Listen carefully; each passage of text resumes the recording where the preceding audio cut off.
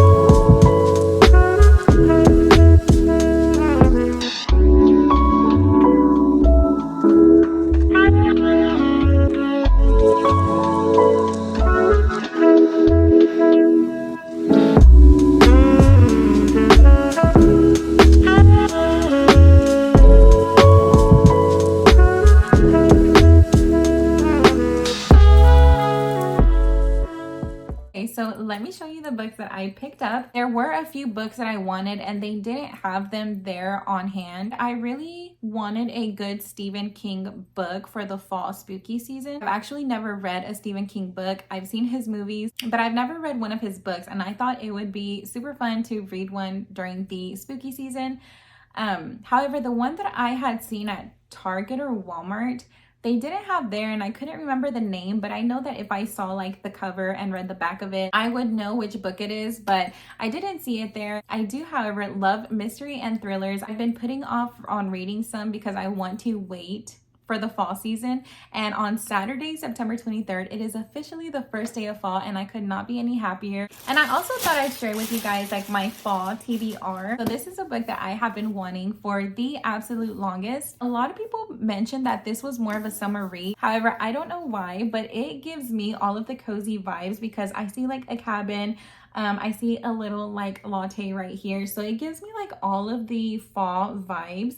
And I guess also because of the little leaves as well. So I really, really wanted to read this like in the fall or winter time. And then also like the little trees, like, I don't know, just this cabin feel just looks really, really cozy, kind of wintry, kind of fallish. This is Love and Other Words by Christina Lauren. I absolutely love The Unhoneymooners. That is one of my favorite reads. And then the other book that I got was The Ex-Hex. I thought this was perfect for the fall October season. And this one is a spooky romantic comedy treat that had me sighing at one page, laughing out loud at the next. The perfect book for fall.